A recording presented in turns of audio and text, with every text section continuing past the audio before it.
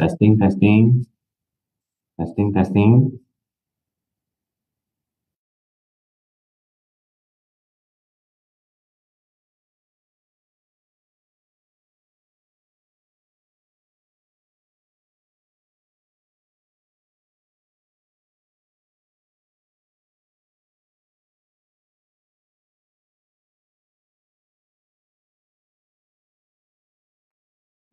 Testing, testing.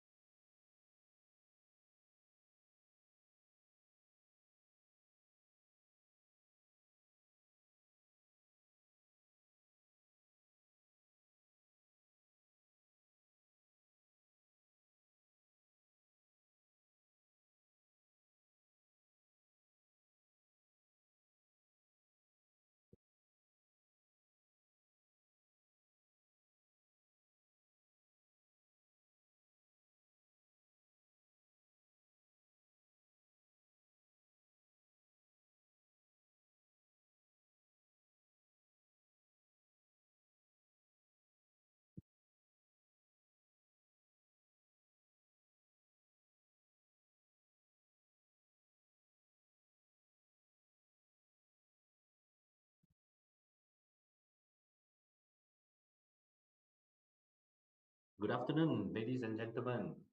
Welcome to our special live regional event, Global and Regional Perspective, third quarter 2024 market outlook. My name is Alan Lau. I'm from Group Retail Equities and Futures, and I'll be your moderator for this interactive session.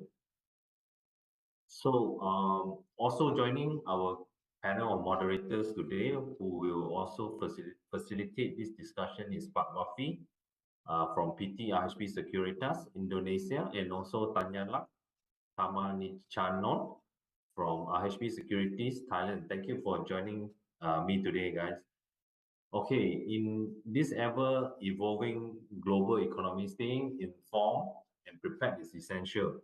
So today we have gathered to unlock key insights into the economic outlook for quarter 3, 2024, and to uncover the driving forces behind our global and regional market trends, right? But before we dive into the presentation, please allow me to cover a few housekeeping points and some special promotions exclusively for you today. Okay, in celebration of the launch of the RHB Small Cap Top 20 Jewels 2024 edition, we are excited to introduce the Small Cap Jewels Triple Bonanza campaign. Enjoy 3 times smart points for every RM1 brokerage on online equity trade and companies listed in the RHB Small Cap Top 20 Jewels 2024. So this campaign will run from 14 May 2024 until 31st of August. All right, next is trade with us now and you will get rewarded. Open an account through our RHB Investment Apply Now mobile app to enjoy the CDS fee waiver, zero brokerage up to RM500 for online buy trades, and 2 times smart points for all online transactions for 60 days. So this campaign period, it will be started in 1st of May. It will run until 31st of July 2024. Okay, next is our main and exclusive 2024 campaign, Trade to Earn Entries for a chance to win one of the 3 Ativa SUVs, plus amazing vouchers worth up to RM200,000. So this campaign will run until end of this year, 31st of December 2024. Okay, lastly is our latest margin promotion, RHB Islamic Share Margin Financing, in short SMFI. This promotion have exclusive benefits, which includes 0% profit rate for the first 3 months, benefit from the waiver of the CDS share transfer fees, receive stamp duty cashbacks. This promotion will end June 30th, 2024 this year. Okay, now let me pass to our foreign counterpart colleagues in Indonesia and also Thailand for their promotions. Over to you, Wafi. Okay, thank you, Alan. Allow me to deliver the promotion in Bahasa. Selamat siang, Bapak Ibu. Terima kasih sudah bergabung. Sebelum kita mulai, ada beberapa promo yang akan saya sampaikan terkait dengan RHB Sekuritas Indonesia. Next. Yang pertama adalah nikmati fasilitas Smart Fee, biaya transaksi jual beli saham sangat terjangkau hingga serendah-rendahnya di 0,08%. Kemudian yang kedua adalah Smart Rate, di mana potensial maksimal transaksi dengan bunga margin serendah-rendahnya 0,025% per hari. Dan next.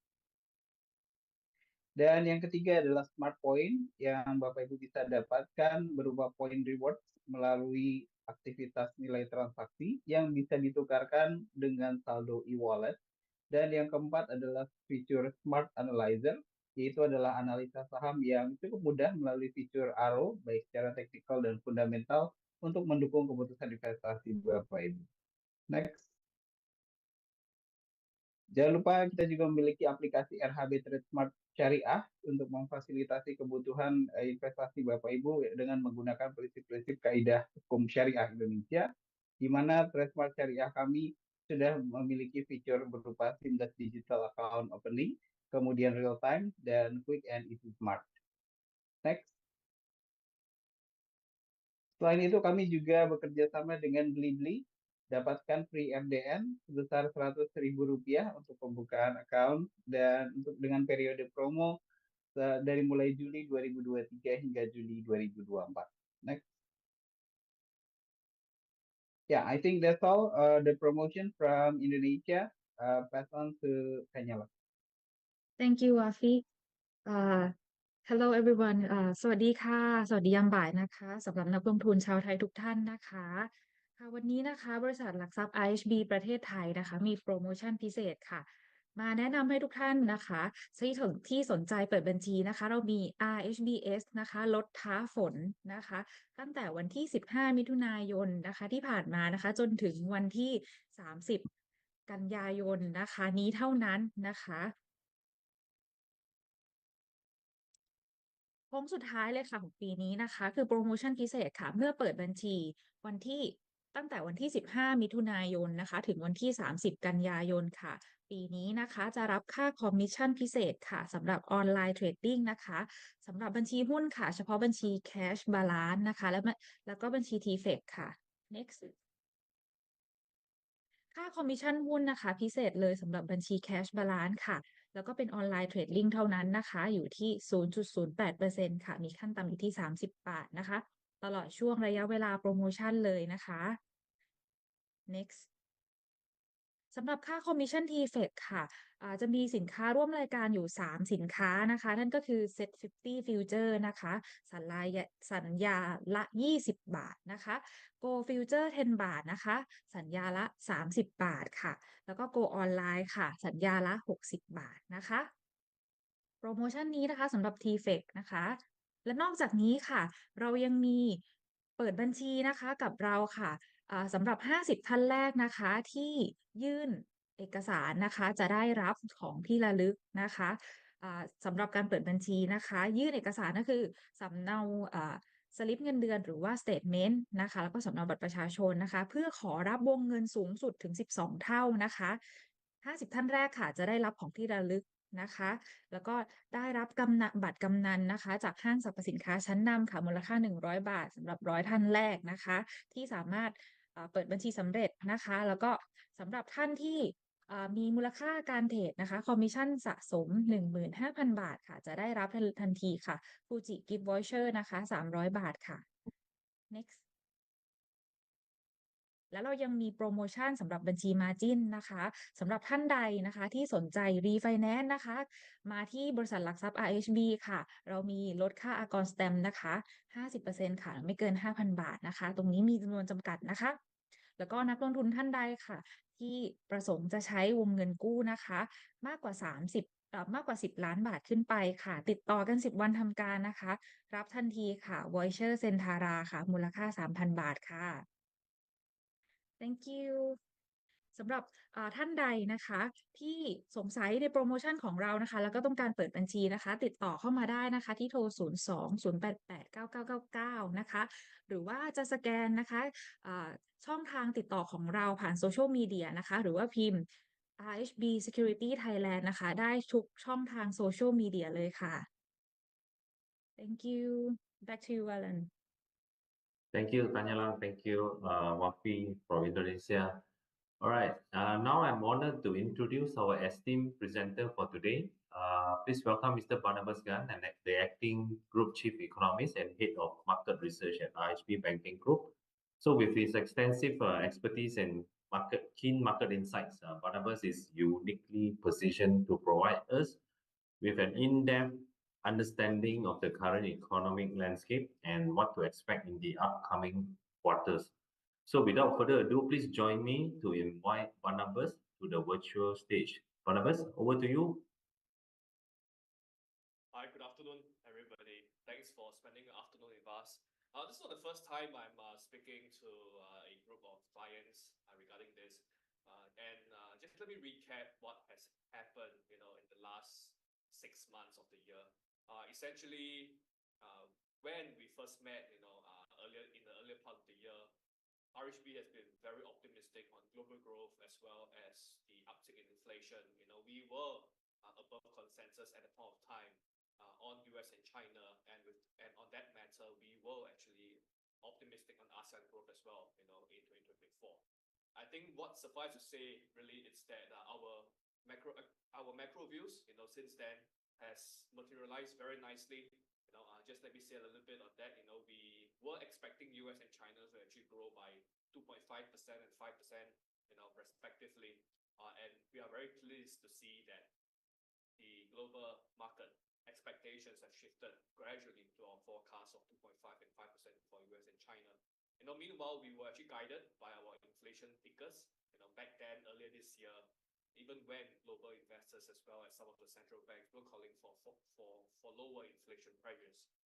Sorry, Barnabas. Sorry to interrupt. Your audio is a bit soft. Yeah. Soft.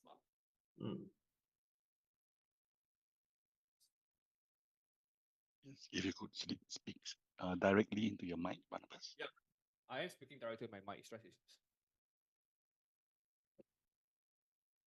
me see if I could.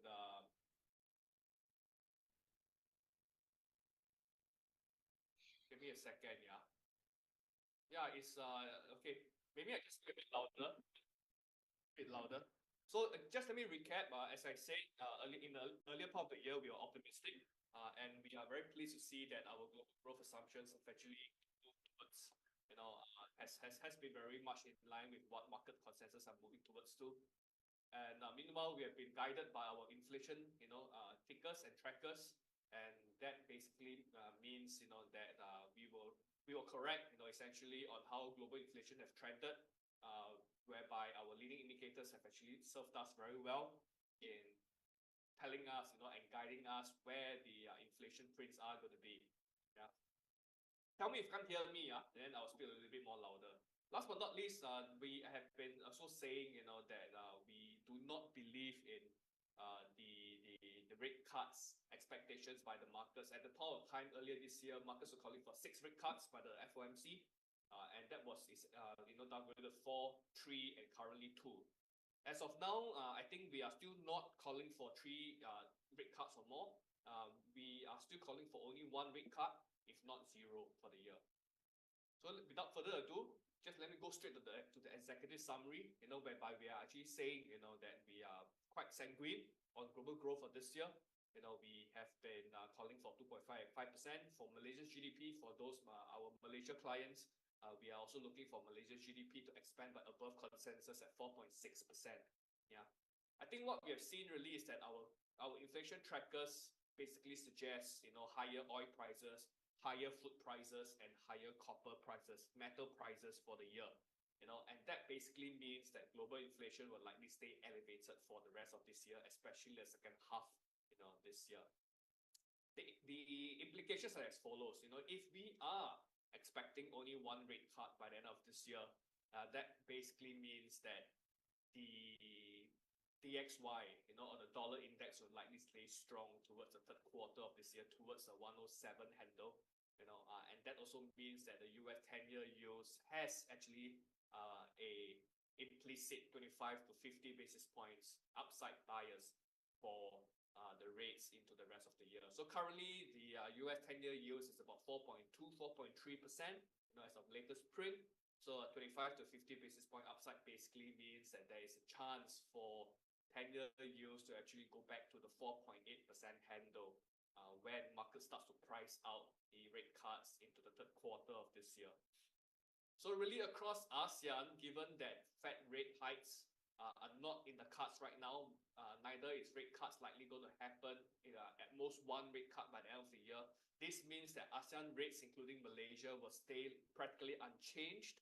We are expecting the Malaysia's OPR to be maintained at 3% for the year. For Thailand, we are still looking at only 2.5%. And for Indonesia, for our Indonesian clients who look at BI at Bank Indonesia, we are also not looking for any rate hikes or cuts as well.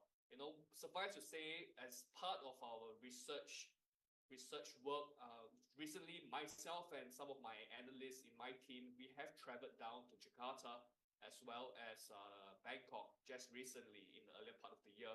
We have met with policymakers and we have met with key corporates as well. Essentially, we have been guided as well by official, rhetoric and businesses on the ground that perhaps growth momentum, at least in the two countries, might likely stay supported with some idiosyncratic risk in in Thailand and Indonesia. However, what basically also may mean is that the rates forecast for these central banks will likely stay unchanged for the year ahead. So this is our forecast for growth, and this is likely going to be this is our revised forecast, whereby we are broadly above consensus for developed markets. We are seeing upside bias for Malaysia's GDP, and I think practically we are not seeing any lending scenarios for 2024 and 2025 over the next 2 years. So really, we are hoping, that markets have been, pricing in very well, for our forecast. We have already seen, that the Brent oil remains to be very, very high. But however, we see that, a lot of the equity valuations have been very much supported by US, China, Malaysia, and Singapore. So we actually seen really so far that these are the indicators, especially from the equity point of view, that has been surprising. Or the rest of the ASEAN peers as well as global peers. But please watch out for inflation, as what I've said in the earlier part of the presentation. Brent oil remains to be the top performer, and we have also seen that across the other spectrum as well. LME index also gone up by about 10%. Food prices have gone up by 1%, and these prices, especially Brent crude, metal prices and food prices would likely go higher and elevate higher into the rest of the year. Because of the somewhat higher inflation and the later part of the presentation, I will also speak about some of the choppiness that we have seen in US-centric numbers. What we have seen is that our own proprietary index, which is the RHB sentiment index, has shown that the market risk appetite has been choppy in the last few weeks.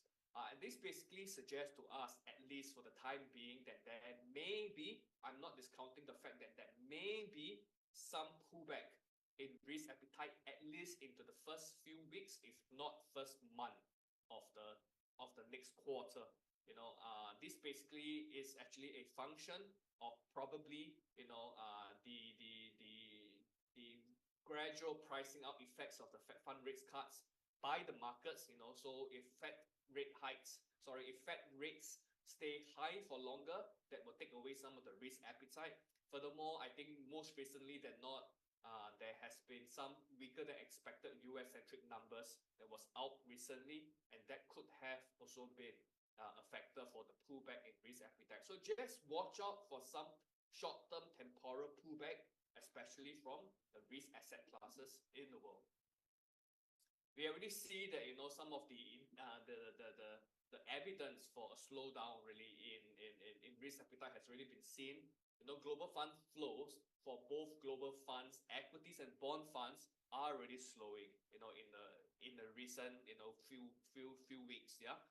And of course, from ASEAN perspective as well, there has been an erasement of recent inflows, and with the fund flows actually turning net outflows in the recent weeks.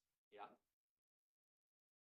However, I think that from the macroeconomic perspective, on one hand, we are seeing fund managers taking the money out, and possibly maybe playing a little bit more cautious, in the most recent weeks. But the thing is that, and the fact, is that the high frequency data from the global perspective has remained supportive for global growth.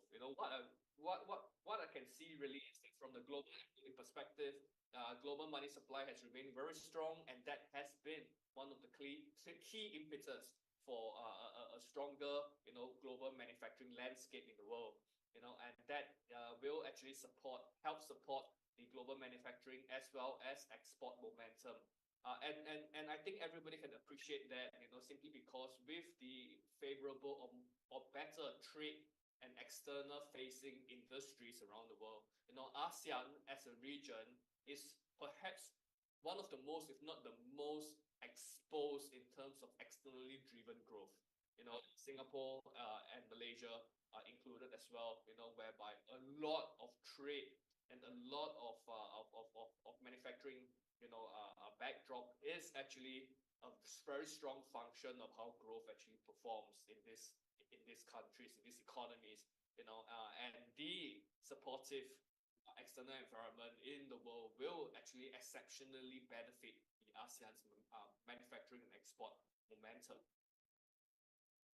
Not only that, if you see the US-centric numbers, we are seeing a bottom in key numbers. We're seeing that the ISM numbers as well as Empire manufacturing numbers have been bottoming.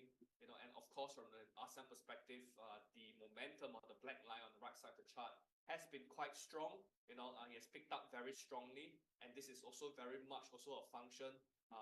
In another part of my discussion later, a lot of it is based out of China as well, because the Chinese recovery, at least in the first 6 months of this year, is exceptional. We have seen, maybe during the Chinese New Year period whereby momentum has declined, then that's commonsensical because during Chinese New Year, it has actually fallen a little bit.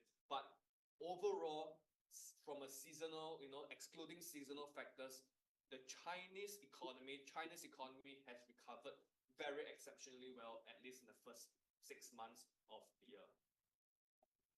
Of course, from the labor front, a lot of it is based out on how the labor market is actually performing in the US. I am very, very happy, and satisfied to say that key indicators out from the US, despite the higher unemployment numbers, because the higher unemployment numbers is also a function of more job seekers in US, but essentially we are seeing that the labor market in the US has been very resilient despite the FFR, despite the high for longer, Fed fund rates seen so far, and this is really illustrated, by the somewhat falling unemployment rates, since 2011, since 2021, and very strong non-farm payroll numbers as well, since year to date. Of course, with the very strong labor numbers in the US, we can just appreciate that the demand side of the equation will support inflation numbers and price numbers, because retail sales will likely pick up, wages will likely stay supported, and that means demand-led inflation will be seen from the strong US numbers, strong US labor market. Across ASEAN, we're also seeing the same thing. Unemployment rates are actually falling very nicely across ASEAN on all 4 key states, so that's less of a concern right now. But I think more importantly, in China, as I said, the recovery in China has been exceptional. We can actually see that unemployment rates have fallen very sharply in China as well. And key indicators such as retail trade and consumer confidence are on the uptrend, are on the mend.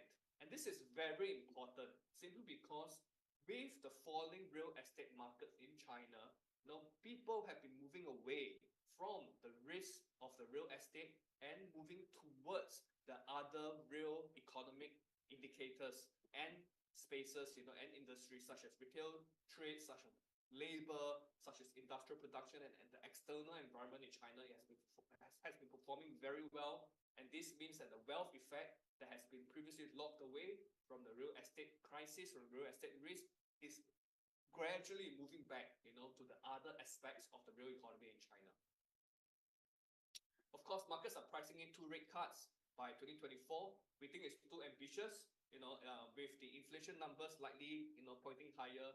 We think that maybe 1 or 2, 1 or 0 cuts might be more realistic for the year, for the second half. So inflation in the US has been very, very strong. It has not fallen as faster than what we thought. It's likely, it is on the path towards 2%, but it may likely take longer than what we may have expected. Than markets have expected. Essentially, the markets may be calling for a 2% handle by the end of the year. We don't think that's going to happen. We think that at best it will be at 2.5, if not 3%, at least for the US core PCE inflation. And that means, please watch out for higher core PCE momentum, simply because there is a rise in global commodity prices.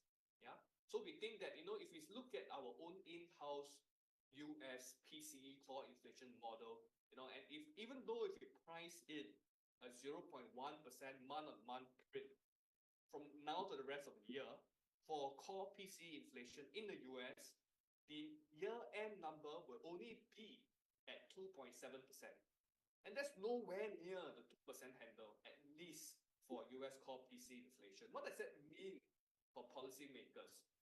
We actually hear from the FOMC that the path or the goal for inflation to be at 2% is a sacred vow.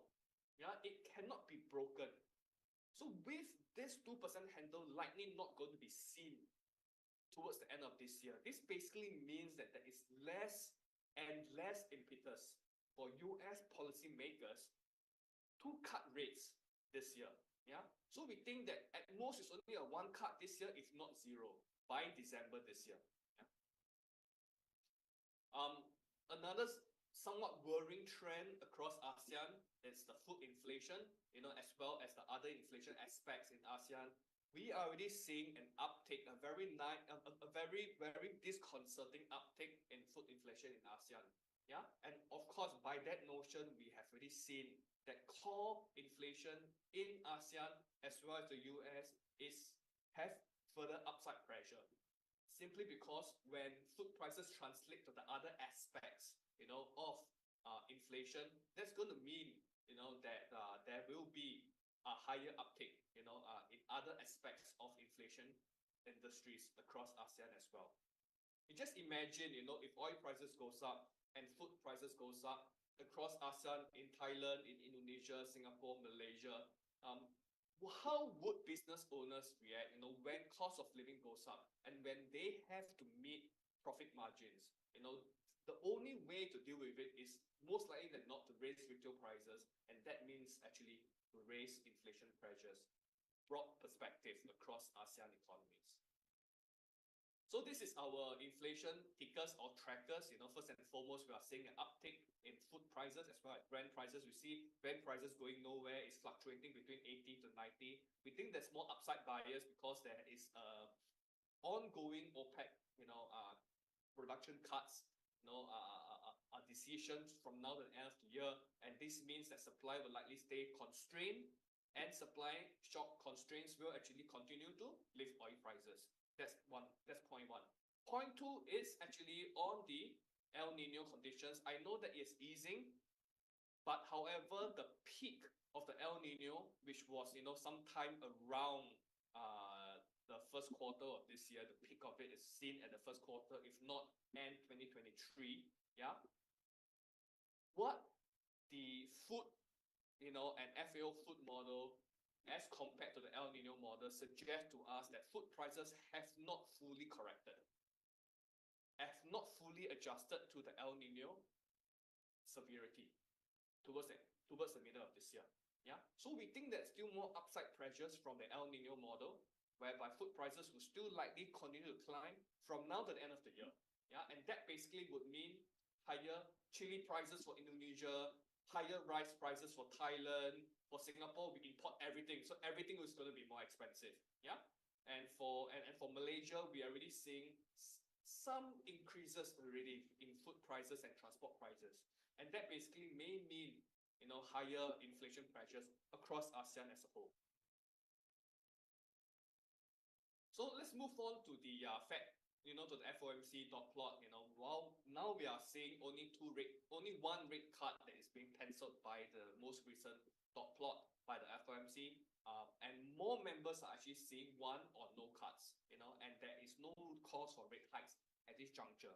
This is important because if you compare this with the previous dot plot chart, this means that the FOMC members have been much more hawkish than before. And this basically suggests to us a few things. One, if they have kept their real GDP forecast unchanged and raised their CPI inflation forecast, this means, from a nominal perspective, they are expecting a better growth, for 2024. Second point really is that they are more hawkish, and this means that they are more worried about probably inflation pressures, not in the US, but from the global perspective and how it fits into the US. Yeah. And this basically means, that there is less and less impetus for rate cuts probability for this year. So this is our forecast for foreign exchange. we are penciling DXY to head towards 105 to 107 in the third quarter of this year, and this is on a balance of risk towards 110, and this is on assumption that there is 1 to 0 FFR cuts by year end. Yeah, and this and if we do believe in higher commodity prices, antipodiums such as the Aussie dollar and the Kiwi dollar will likely continue to outperform the rest of the global FX space, yeah, on the back of higher commodity prices. Now let's look at China. Yeah, so I think what we have seen is that from the Chinese perspective, Chinese exports have recovered very well. The first 6 months is exceptional. Yeah, we can see that despite the downtick that we have seen in the February and March numbers, and this is not a concern because it's Chinese New Year, guys. The Chinese do not operate during the New Year months. Yeah, and this means the downfall or the decline in the February and March numbers is understandably not a concern. More importantly, the uptick from the CNY must be accounted for, and we can see a very strong and nice rebound in outbound shipments from the Chinese shores. And we see other key sectors such as investment and consumption continuing to point north. Essentially, what I'm trying to say is that the key growth engine cylinders for China is firing very nicely in the first 6 months.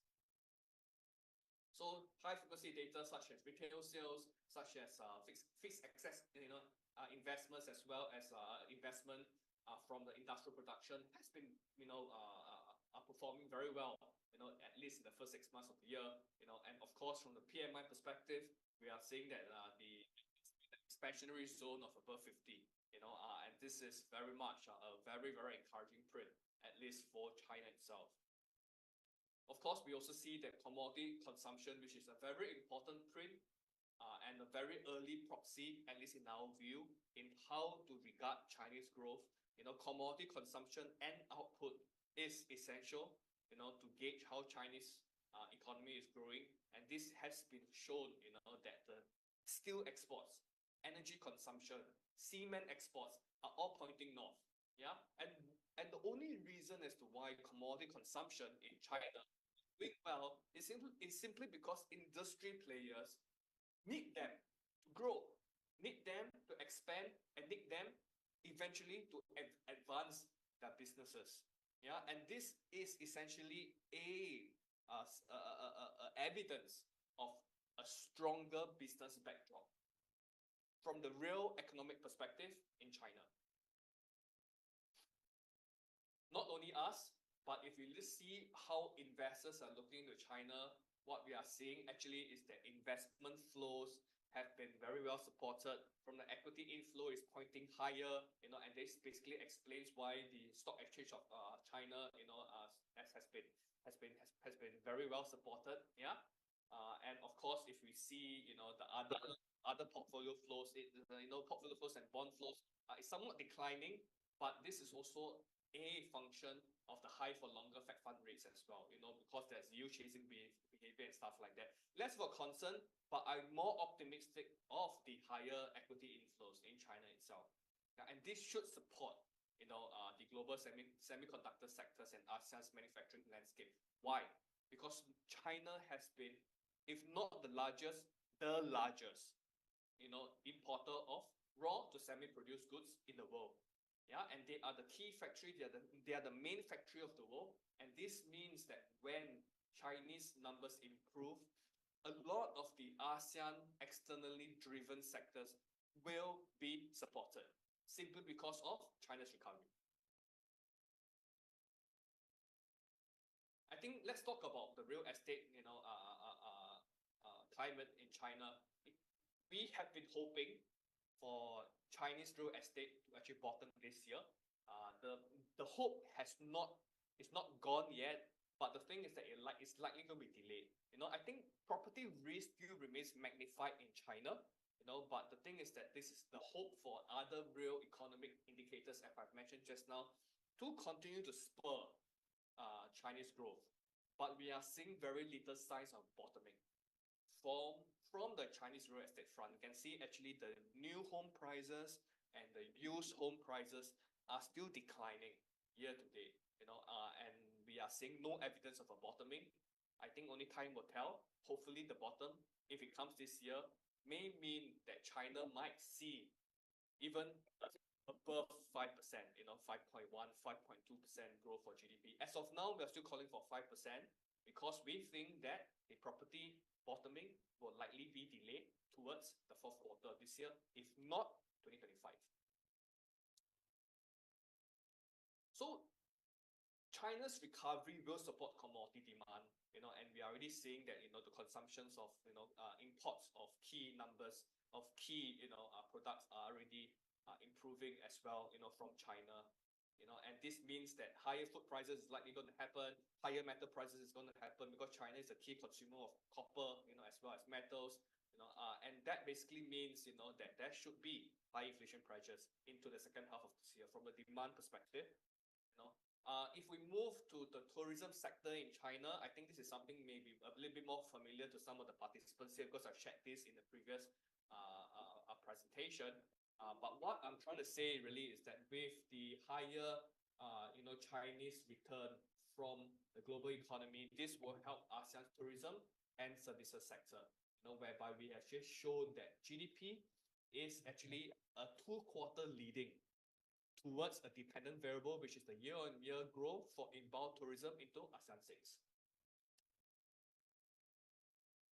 I think not only that, but if we are going to see China is going to be a key beneficiary or a key support for global growth, what does it mean for ASEAN? Most importantly, what it means for ASEAN is that we have to see what China likes. And China actually likes manufactured goods and machinery and transport equipment. Yeah. And who are the countries or who are the economies in ASEAN who actually exports this? And very, very surprising and very encouraging is actually all four countries, all four economies in ASEAN exports these goods, but the outperformers will be Singapore and Malaysia. Yeah, because Malaysia and Singapore and Malaysia, if you sum these two exports together, will be at the forefront of commanding the lion's share of trade in Chinese import demand. Okay, I think with time constraint, I will stop here. I have more slides on Singapore, Malaysia, Indonesia, and Thailand from the ASEAN perspective. But I think I can take a little bit more of a Q&A if there's any from the audience, please. Thank you. Okay, thank you, Barnabas, for that comprehensive presentation. Like what you say, let's move on to the Q&A session. All right. To start off, while we are waiting for some question to come in. All right. So the first question is, the US short-term 2-year yield has been moving upwards, right, against the 10 and the 30. How this will affect the Fed fund rate and the equity market as a whole? Okay, so if I could rephrase the question a little bit, the higher yields, basically, will the higher yields in the US impact the decision by the FOMC to either hike or cut rates, and how would that impact the equity markets? Okay, so that is the question. Yeah, I think maybe it's a chicken and egg problem. Yeah, we feel that the US Treasury yields is a function of the Fed fund rates rather than the other way around, because a lot of the yield movement in the recent months have been very much driven by market expectations for FFR cuts in the US. Yeah, we have already seen so far that markets have been actually pricing in, between 1 to 2 rate cuts by towards the end of this year. And of course, with the current higher than expected rate cuts against the Fed as our forecast, this essentially means, for that matter, that yields in the US are actually depressed from the 2 years and 10 years perspective. Yeah, of course, the 2 years is actually way higher than the other longer tenors, and that is actually commonsensically understood simply because the 2 years is actually a shorter tenor compared to the longer tenors, and they enjoy a stronger correlation to the shorter, overnight to 3 months interest rate levels in the US. Yeah, so less of a concern for the higher 2-year yields as compared to the 10 years and the 30 years, simply because of correlation analysis. Okay, how would that actually affect equities? It's simply because and our view really is that US equities will see still continue to see upside bias towards the end of the year. But I think that at least in the first month of the third quarter into July, if not August, we may see some pullback in risk appetite, as I mentioned just now, from the RHB sentiment index, because it's a little bit more choppy, as of now. And of course, with the fund flows actually turning south, as of the latest weeks, please just be a bit more cautious on risk appetite. And we think that there's maybe some return in interest into the bond space, especially for the government bonds, as well as potentially a flight to safety, for more credit, a more quality credit, investment preference, at least from the global investor spectrum. So just take note for that, at least in the first 2 months of the third quarter. Thanks. Okay, thank you, Barnabas. Okay, let's move on to the next question. This is the question from the Q&A box from Jiaming. He has got two parts to his question. The first question is, what are your thoughts in the multipolar world and Southeast Asia showing interest in joining BRICS? Okay, yeah. I can see what are your thoughts on the multipolar world and the Southeast Asia showing interest in the BRICS. It's not surprising. Okay, Jiaming, thanks for the question. It's not surprising for a lot of ASEAN economies and Southeast Asian economies expressing interest to join the BRICS. Yeah, because joining the BRICS have very clear benefits for economies. And I think the two key clear benefits, at least for Southeast Asian economies to join the BRICS, is first and foremost trade. Yeah, because they joined the trade agreement by the BRICS. Yeah, so this basically means that if you join the BRICS, you may get preferential, trade, treatment. You might get a lower tariff, if not zero tariff. And of course, that may mean that there is some preferential preference, at least from BRICS, between Southeast Asia to have a better form of trade dynamics between the BRICS as well as Southeast Asia. That's one. Two is, of course, investment, because with familiarity and with trade, flows going in and out from BRICS towards Southeast Asia, it's also natural for investment flows and more investor appetite and from BRICS towards into Southeast Asia. Yeah. So this we don't see, at least at this juncture, a severe downside. I think there's more of an upside bias for Southeast Asia to join BRICS because of the supportive and favorable growth prospects for Southeast Asia. That's one. What are your thoughts for S-REITs at the current juncture?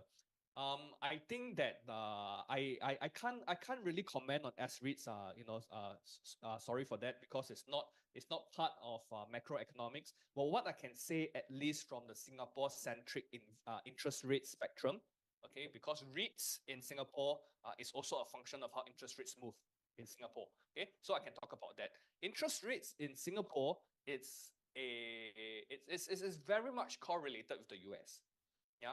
So this basically means that if there is going to be a high for longer Fed fund rates in the US, this means that at least from the Singapore spectrum, the 3-month SIBOR, SORA, as well as the rest of the government yields, is likely going to stay where they are right now, probably with a little bit of a downside risk, especially when market participants start to price in, or more so when the Feds eventually cut rates into the end of this year, if not next year.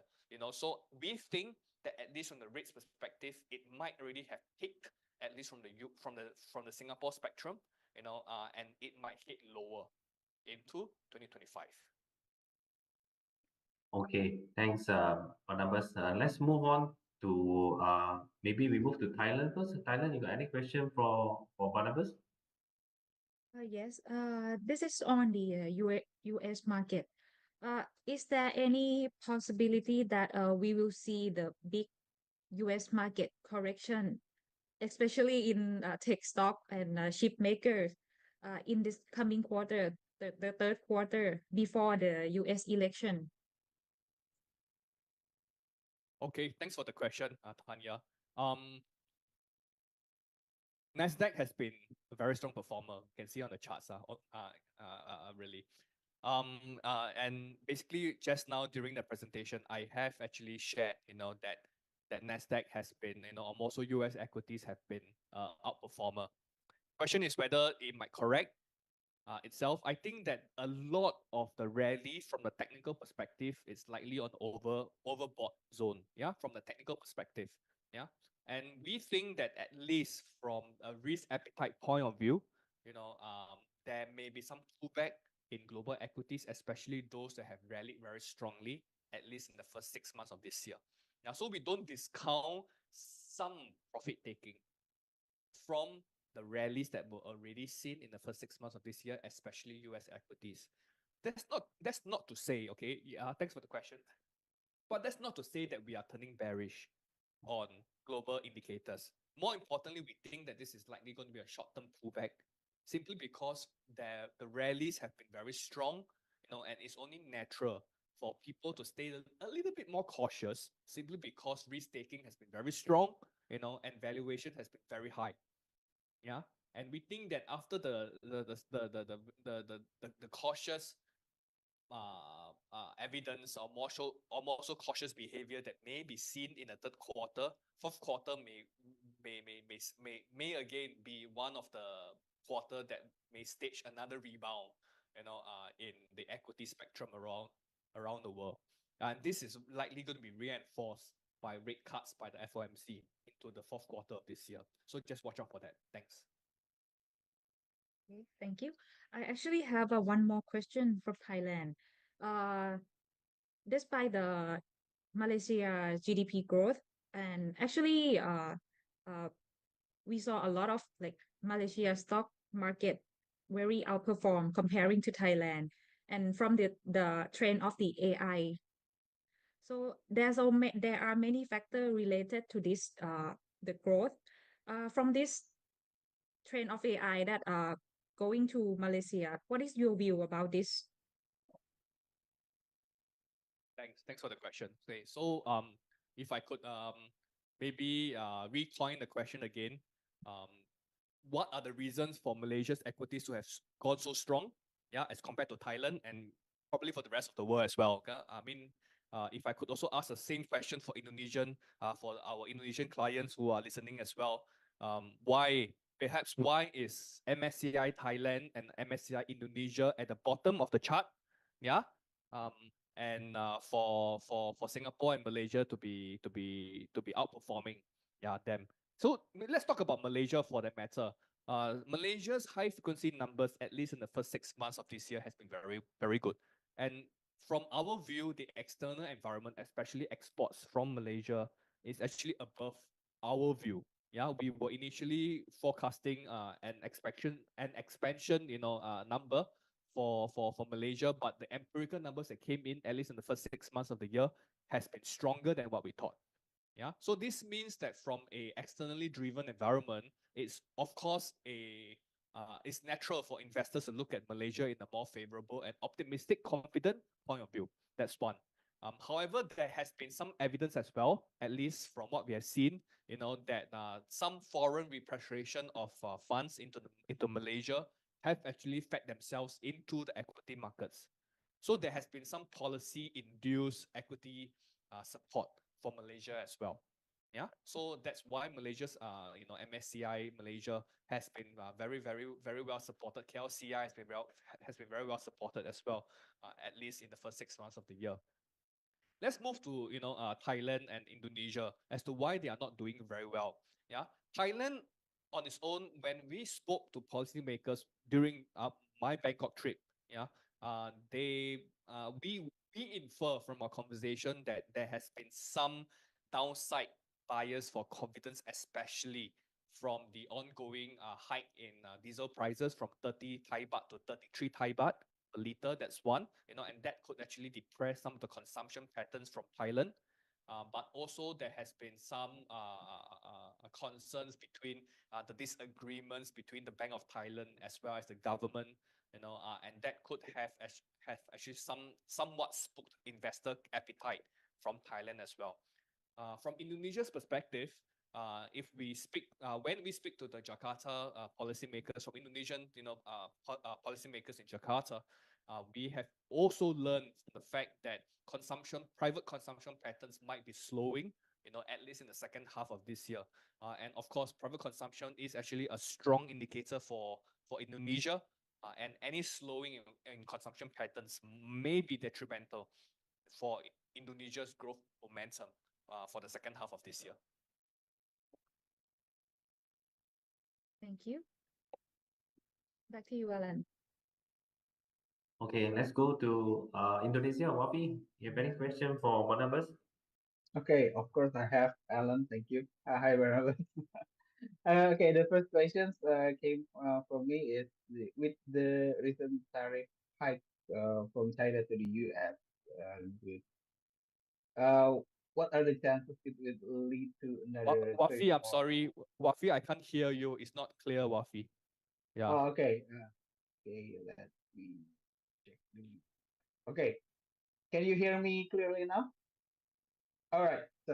So the first question is regarding the recent tariff hike from Chinese goods to the US. Yeah. What are the chances it will lead to another trade war or the spectrum of the regional economy? Yeah, so I think currently, what we are reading right now, and it's a little bit harder for us as economists to look at geopolitical tensions. Okay, I must be very clear to all participants right here. There is no available econometric model to model how trade tensions is going to develop from now to the end of the year. It's impossible, yeah, because this has been a human decision. It's politics in general, and we can only guess or estimate how that may happen or how it might unfold from now to the end of the year. My take from geopolitical tensions, at least from the US and China trade tensions at this current juncture, is that it's most likely a war of words rather than a war of actions. Simply because I think that the US is likely going to be very, very concerned about extending very strong tariff on China when they are going to see the higher prices going back into US shores. You can just imagine, because most of US, goods and services, at least from the import perspective, comes from China and ASEAN. Yeah. Okay. Of course, Europe as well. Yeah. But if we are going to pencil in, at least from the Asia perspective, a higher tariff on China will mean higher import prices, more supply chain constraints, and that basically means a spillover effect from a price perspective into ASEAN and into China, and that will feed back into the US and the US economy, like it or not, okay, Wafi, and for the rest of the participants here, the US economy and the US market is the final destination of global merchandises and goods. And any upside pressure for import prices, raw materials, semi-produced, semi-finished goods and services into the US will mean higher prices and inflation for the US consumers. And this is not what the policymakers will eventually want. Yeah. So we think, that the US-China trade tensions, it's likely going to be a positioning, a strategy from US policymakers to try to show to, the world out there that they are the bigger brother. Yeah. But the thing is that most likely than not, the the trade tensions and the trade tariffs, in our view, is not going to be a key factor that will derail global growth, at least in 2024 and 2025. Okay, thank you. And following up the first questions, do you have any guidance regarding the commodity prices outlook in the 2024 and 2025? So we are looking for higher food prices. From Indonesia's case, we are looking for higher. We think that crude palm oil may have already seen a very high level, as of now. But we don't think that the rally will stop.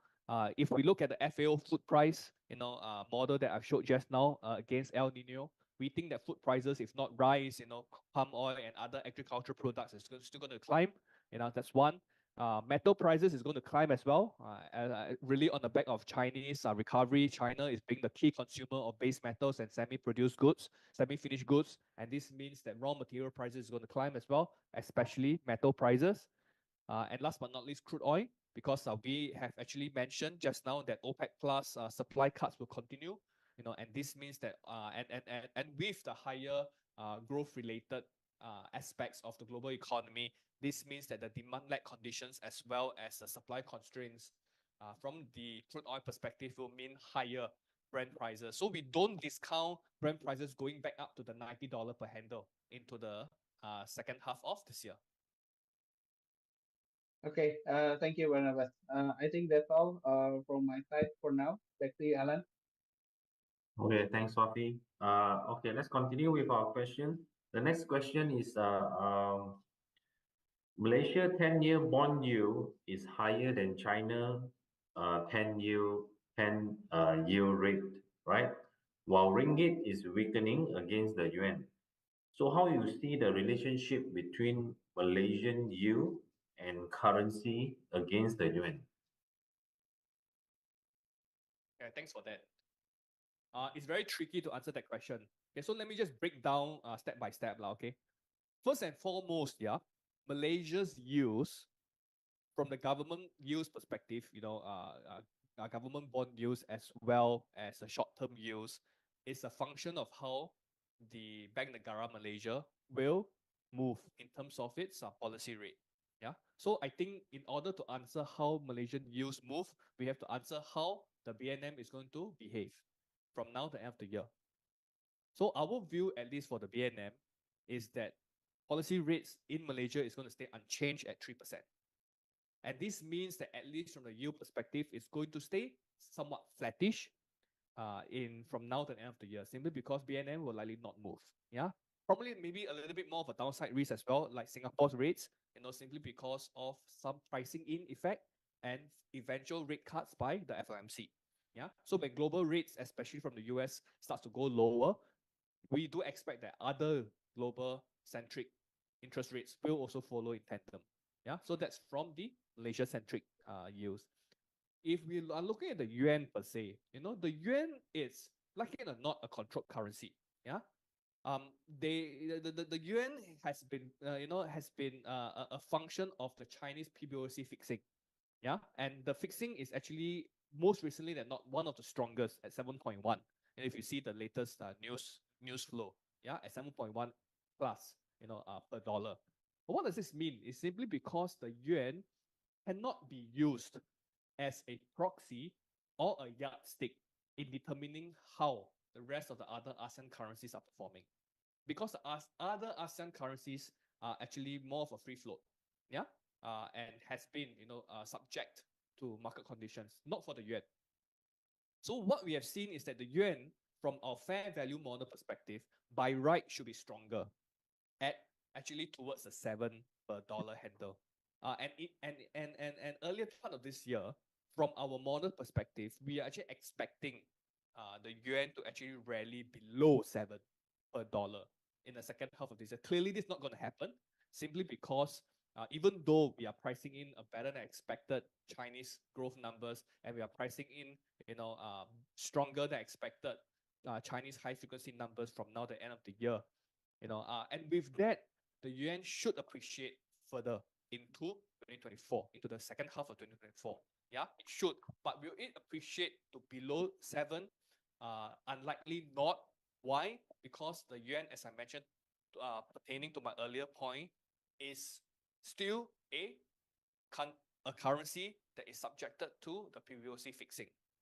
And it all matters as to how PBOC will view the yuan from now to the end of the year. Okay, thanks, Barnabas. Okay, let's move on to the next one. Okay, this is on Malaysia. Prime Minister Anwar has mentioned he's not that happy with, despite Malaysian is attracting a lot of FDIs in 2023, the ringgit remains under pressure. What's your view on the Malaysian ringgit that has been weakening? Okay, so let me state it out front right now that the ringgit is not weakening. The ringgit is actually one of the strongest, if not the strongest, ASEAN currency in the region in the second quarter of this year. Yeah. In fact, even though when the DXY actually rallied recently, the ringgit from a quarter to date perspective is still higher compared to the rest of the other ASEAN economies. Yeah. The view really is that the ringgit is actually subjected to favorable market conditions. We have seen that the export conditions in Malaysia has improved very tremendously. It has been above our forecast, at least in the first 6 months of this year. And this means that from a current account perspective, the ringgit, which is a reflection, of the balances in the country, of the economy, means that the improvement in the current account balances should be supportive of the ringgit. That's one. But we are seeing some other evidence as to why the ringgit is actually stronger, as per how the other ASEAN economies and currencies are performing. First and foremost, we actually saw that the foreign reserve numbers from a momentum perspective have been declining, and this gives us a suspicion that there may be some use of foreign currency or foreign reserves to actually try to support the ringgit. Yeah, that's point one. Point two really is that from the ringgit perspective as well, the BNM's forward positions in the foreign currency space is actually in net shorts, record net shorts. And this basically means that the central bank has been likely going into the forward markets to short some other foreign currencies, and that has also may have invariably pushed up, and supported the ringgit as well. So there is two sides of the coin right here. First, as we have already been very, very vocal about, Malaysia's centric numbers, economic centric numbers has been very strong. So that's good for the ringgit. But of course, we have to account for some policy maneuvers that have also been supportive of the ringgit year to date for this year. Okay, thanks, Barnabas. Wafi, you have a question from the chat box, is it? Yes, Alan, I have one question from the questions box here.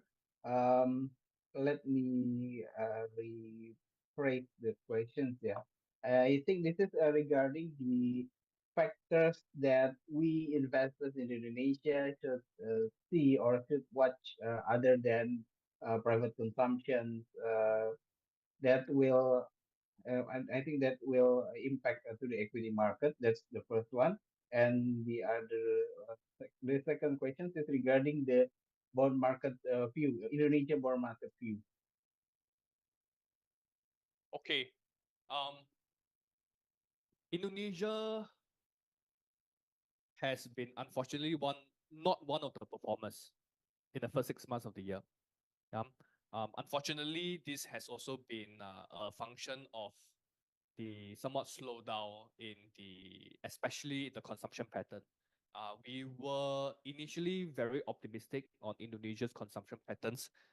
That's because we have seen a very nice recovery, at least pre-Lebaran, in Indonesia. But post-Lebaran, consumption patterns has been somewhat weaker, and that is actually at least an early proxy for us to suggest that consumption patterns will continue to slow, if not flatline, into the rest of the year. And consumption is actually more than 50% of GDP. in Indonesia. And this means that the flattening of the consumption patterns, at least from Indonesia's standpoint, will be one of the key factors for the downside pressure for growth. Yeah. So I think full year, we are still calling for a 5% growth for Indonesia, but we think that there may be some downside bias for Indonesia below 5% if consumption patterns continue to decline into the rest of the year. Why do I still talk about consumption, even though Wafi's question is, excluding consumption, what would be the other factors? It's simply because this consumption growth in Indonesia is a function or is a indicator that other aspects of the economy look at. Yeah. For example, if consumption patterns fall or slow down and growth momentum starts to fall as well, GDP growth momentum starts to fall as well, what do you think investors, foreign investors around the world will look at Indonesia? Will it be more optimistic or pessimistic? It'll be less optimistic, if I may argue. And this means that investment flows into Indonesia may also take a breather, at least in the second half of this year. Yeah. And not only that, from an equity perspective, I won't say too much about equities because I may not be the best person to speak about it, but I think that the fall in equities is also a function of somewhat slowdown in investor appetite. And we have charts to show as well, whereby we have seen that actually Indonesia and Thailand as well, actually for the matter, both countries, Thailand and Indonesia's fund flows still remains to be very strong net outflows, from year to date, as compared to Singapore and Malaysia. And this is a very clear reflection of how investors are looking into Indonesia. Okay, thank you, Barnabas. And the other questions regarding the bond market outlook, and specifically about the 10-year Indonesia government bond yield. Do you have any view what is going to be on the third quarter and the fourth quarter, and also for rupiah, if you have? Okay, let's talk about the rupiah first. Okay, let me refer to my table that I referred just now. Yeah. So the rupiah, we are actually pricing in more depreciation, at least in the third quarter. Yeah. The rupiah has been trending with the JCI. Yeah. So the JCI, I think we all know the JCI has been very weak, at least in the most recent month. Yeah. And the IDR has weakened considerably in line with the JCI. Yeah. So we think that the IDR will likely test 16,700 per dollar, if not higher, for the third quarter, simply because of the reasons that I've just mentioned, the consumption patterns as well as lower investor appetite and confidence into Indonesia. Yeah. So that is the view for the IDR. For the 10-year bond yields, I think what is important really is that the 10-year bond yields in Indonesia has been also a function of the surprise hike by Bank Indonesia. Yeah, we all know that the Bank Indonesia actually raised interest rates by 25 basis points from 6 to 6.25 just this year. Yeah, that's against our house view as well as some of the other global consensus that we have seen, market consensus that we have seen. The question is whether they will hike further, in this year. We don't think so, but Bank Indonesia has already surprised us one time. Yeah. And I don't discount, that they might surprise us again. The reason why we do not call for any more rate hikes by Indonesia is simply because, first and foremost, I think that inflation patterns are still quite tame, at this current juncture. Yeah, of course, there are higher food prices as well, but the thing is that the hike, in interest rates, at least policy rates in Indonesia, cannot be due to just currency pressures alone. Yeah, because the other aspects of the economy, such as growth, is likely going to be a little bit more slower in the second half, and any rate hikes by the central bank may continue to depress growth momentum, at least in Indonesia. Yeah, but they have surprised us once. If they are going to hike another 25 basis points in the coming second half, then that basically means that there is another 25 basis point upside for Indonesia bond yields in the second half of this year. Okay, thank you, Barnabas. And last follow-up question for me regarding the rupiah. You mentioned that rupiah, on your assumptions, will be stronger in the fourth quarter and the first half next year. What is the assumptions on that stronger rupiah? Is it simply the functions of a global economic growth, or do you have any other assumptions? Yeah, so I think what goes up must come down, lah, Wafi. So we have to, as as analysts and economists, we have to understand that market conditions, if there is going to be a very huge upside for or very huge depreciation in the IDR towards 16,700, yeah. Some other factors in the fourth quarter will likely mean that there may be a pullback in IDR, towards strengthening bias. And a lot of it, as you have correctly pointed out, is a Fed rate cut, at least one rate cut in 2020, in December this year. But also this basically means that some of the downside bias that we have seen from the JCI, at least in the third quarter, hopefully, might come back into the fourth quarter. Yeah, because the JCI has been one of the key lowest performer, in the first 6 months of this year, and the downside, at least in our view from the JCI perspective, it's not exactly a function, or it cannot be fully explained by the growth numbers in Indonesia, because we've actually seen that some of the export numbers in Indonesia is actually doing well, and as well as the consumption patterns, although it might be slower, does not constitute or does not have the correlation strength to explain the fall in the JCI. So there must be another factor out there that is causing the fall in the JCI. Yeah, and I think local investors in Indonesia will know why. Yeah, there's a decline in the JCI. I won't speak too much on that, but there's a very clear reason why JCI has declined so much, and it's not due to growth. Yeah, so this means that the upside in JCI, hopefully in the fourth quarter, will be supportive of the IDR. Okay, thank you, Barnabas. I think that's all the questions from me. Back to you, Alan. Okay, thank you, Poppy. I believe that's all the time we have for today also. It's an incredible session. It's a very informative session. I would like to, on behalf of everybody, say a big thank you to Barnabas for sharing your valuable insights, right? Also, thank you to everyone from near and far for joining us today. Be sure to tune in to RHB Morning Kappa at 8 each day, every morning, for the most up-to-date updates and also financial news. We look forward to seeing you again at the next event. Have a great day ahead. Thank you, everybody.